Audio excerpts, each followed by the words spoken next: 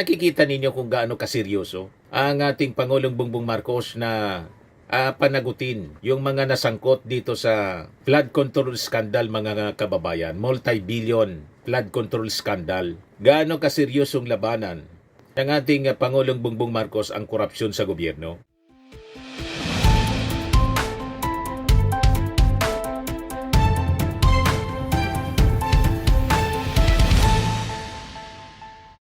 Hello po mga kababayan, si Dante Maravillas.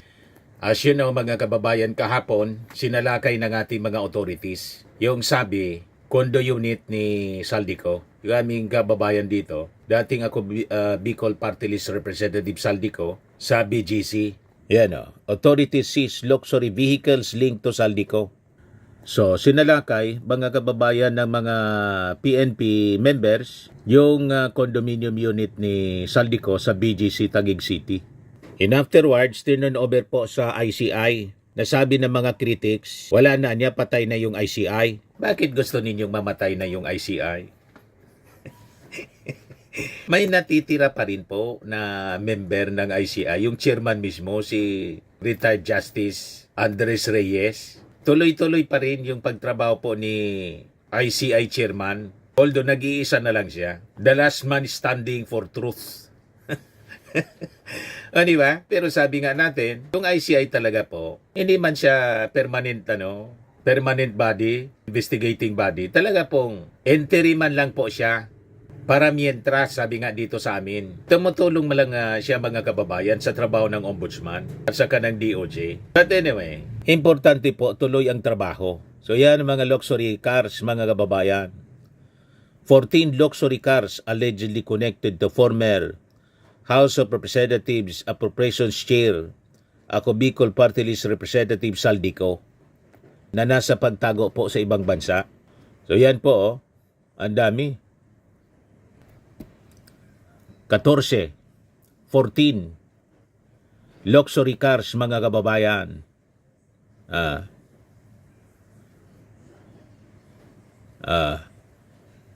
Tingnan na lang po ninyo. Yan yung actual mga kababayan na pagsamsam na ginawa ng ating mga authorities. Yan po siya. Sabi dito sa report ng GMA, tingnan, dumating na sa Independent Commission for Infrastructure ang 10 na luxury cars na may kaugnayan umano kay dating Congressman Saldico. Kahapon po, ang mga sasakyan na karehistro sa iba't ibang kumpanya at mga personalidad na may kaugnayan kay Saldico. So yun ang pag-usapan natin mga kababayan. Just the other day, nakikita ninyo kung gaano kaseryoso ang ating Pangulong Bongbong Marcos na panagutin yung mga nasangkot dito sa flood control scandal mga kababayan. Multi-billion flood control scandal. Gaano kaseryosong labanan ng ating Pangulong Bongbong Marcos ang korupsyon sa gobyerno. O ito, just the other day, yung mga bank accounts ng mga contractors na sina Edwin Garjula at si Romeo Momo, frenisya mga kababayan ng AMLAC. Yan the Anti-Money Laundering Council has frozen 2 Philippine Business Bank accounts jointly held by 2 lawmakers now at the center of the flood control corruption storm. Documents obtained by Politico News shows that Tirso Edwin Garjula, a construction worker, Solidarity Party representative, and Romeo Salazar Momo are listed as co-holders of the 2 PBB accounts. Finish na po ng ating gobyerno. Itong dalawang accounts, parte ito ng 1,193 bank accounts linked to Garjula at kanyang contractor firms or construction firms na Newington Builders Incorporated, Laurel Development Corporation, and Isang Construction and General Trading Incorporated, which the AMLAC ordered frozen last month for alleged links to unlawful activity under the Anti-Money Laundering Act. So ayon po sa AMLAC, the 2 PBB accounts are among Garjula's 55 personal accounts that handled a combined 7 billion pesos in inflows, in outflows from 2010 to 2025. More than 90% of this transaction took place during the Aquino and Duterte administrations. In contrast, most of the activity over the past 3 years under Marcos administration was reportedly coursed through Newington, Laurel, and Esang. So sabi dito po sa balita ng Politico, separately, the Independent Commission on Infrastructure at saka DPWH have recommended the filing of plunder in graft charges against Garjula and 7 other alleged contractors. Congressman na contractor pa. Kasama niya diyan si Saldico,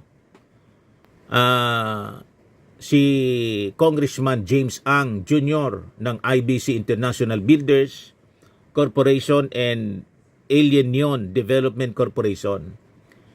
Representative Jerny Jet Nisay ng GBN Construction and Trading, Representative Agostina Pancho ng CN Pancho Construction Incorporated, Representative Matugas of Bometrix Development Corporation, and Representative Noel Rivera of Tarlac 3G Construction and Development Corporation. Si Momo, for his part, is also facing plunder charges over allegation that he cornered 1.4 billion worth of DPWH projects through Surigao La Suerte Corporation. Kaya yung mga nagsasabi pong, bakit niya wala pa na nakukulong na mga big fish? Hintay-hintay lang po kayo. Yung mga congressmen at senator, susunod na po yan. Masyado kasi kayong excited. Kung makademand kayo, akala ninyo tulad dito ng AJK ni Digong na pag napagsuspitsahan, diretso na po tukang. Walang ganun po sa Marcos administration. Ino-observe sa Marcos administration, mga kababayan, ang due process. Yung paghabol po, prosecution ng mga influential politicians and contractors dito po sa ating bansa, hindi man po siya simpleng law enforcement. It's a power enforcing itself against power, mga kababayan. Yung mga personalities na to, hindi to pipitsugin. Rooted na po sila. Matagal na sila po na gumagawa ng ganyan across administrations. Pasalamat na lang po tayo na yung ating Pangulong Bongbong Marcos, siya yung naglakas ng loob. May lakas ng loob, mga kababayan, na manindigan at nagdesisyon na tuldukan ang matagal ng kalakaran, mga kababayan, sa gobyerno. Yung sinasabi nga ninyong strong leader, si Digong, wala man pong nagawa. Never niyang nilabanan ng korupsyon sa DPWH. Pero inamin niya na massive yung korupsyon sa DPWH. Even during his time. Gusto ninyong marinig? Ito si Digong, mga kababayan, i-compare ninyo ang statement ni Digong with our president. At sabihin ninyo sa akin kung sino yung strong leader, sino yung weak leader. Kasi di ba? Lagi sinasabi nila yung ating Pangulo, weak leader daw. Kung weak leader, mga kababayan, yung ating Pangulo, magawa niya ito. Di ba po? Ang weak leader, pag hindi po nanindigan, nalabanan po ang korupsyon kahit alam na niya na massive yung korupsyon sa DPWH during his time. Ito yung ebidensya, mga kababayan. Yan pakinggan po natin si Digong. At i-compare natin sa ating Pangulong Bongbong. We're still investigating DPWH. Ang DPWH, ang pinaka-racket dyan is yung Ghost Project. Kita mo? Inamin niya. So walang delivery Ghost Project. Marami yan. Karamihan yan, it's the regional director. Ipapalabas nila na may project ito, but wala. So the best way Ghost is project to? an audit. Alam niya. Those projects to determine if they are ghost projects or not. And I think they are plenty. I really intend to clean government. I really intend daw to clean government. Lahat lang, salita. Maminus-minusan ang kurakot sa gobyerno. Yan na lang ang konsuelo ng tao na mahul. Sabi ko na hindi ko kaya itong corruption. Kita mo? Kasi maskin saang if there's a table, if Di there's na daw a kaya yung single korupsyon. chair there, meron talaga yan. As the papers go back and forth inward, that is why nawalaan ako ng tiwala sa bureaucracy. Kaya sabi ko nawalaan ako ng gana. At sabi ko, nagsisi ako. Kasi akala ko, within the constitutional powers na binigay sa akin, kaya ko.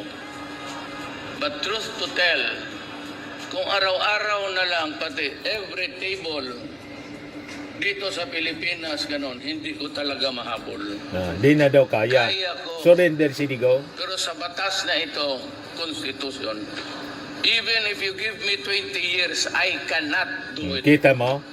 Tapos, asa pa kayo, 3 years pa lang yung ating Pangulo. Di na daw kaya nga, 20 years. Or Sabi ni Digong. somehow, somewhere, that fellow will be elected in the generation. Ako na sa naging epekto ng habagat ng bagyong Krising Ito yung ating Pangulo. at Emong. Kitang-kita ko na maraming proyekto para sa flood control ay palpak at gumuho. At yung iba, guni-guni lang. Yung suna ng ating Pangulo ito. Alam naman ng buong madla na nagkakarakit sa mga proyekto.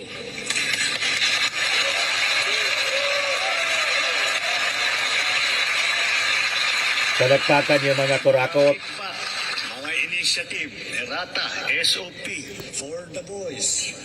Kaya sa mga nakikipagsabwatan upang kunin ang pondo ng bayan at nakawin ang kinabukasan ng ating mga mamamayan, mahiya naman kayo sa inyong kapwa Pilipino.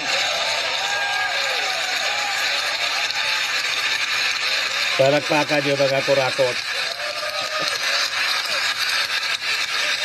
Mahiya naman kayo sa mga kabahayan nating naanod o nalubog sa mga pagbaha. Mahiya naman kayo, lalo sa mga anak natin na magmamana sa mga utang na ginawa ninyo ang binusimula ng pera.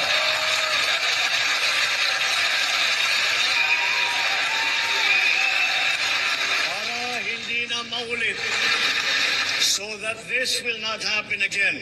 First, the DPWH will immediately submit to me a list of all flood control projects from every region that Siya lang ang gumawa niya. completed in the Si Digong surrender po.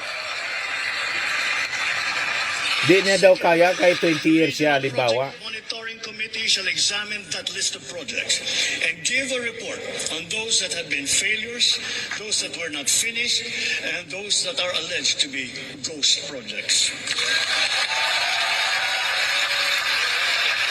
Ngayon, binabaliktad nila. And third, Gusto nilang isabit yung ating Pangulo at si Martin Romualdez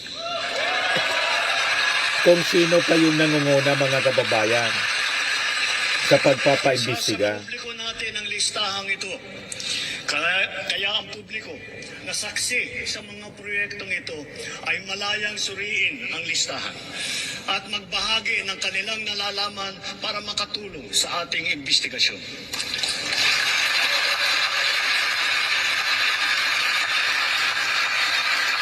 At the same time, there will be an audit and performance review regarding these projects to check, to make sure, and to know how your money was spent.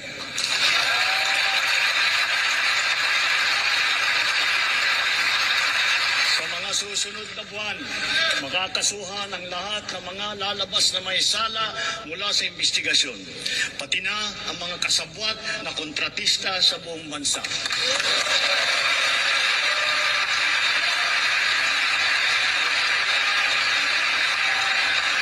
Kailangan malaman ng taong bayan ang buong katotohanan.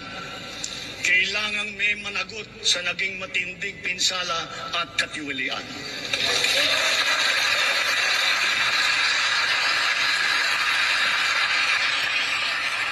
Therefore, for the 2026 national budget, I will return any proposed general appropriations bill that is not fully aligned with the national expenditure program.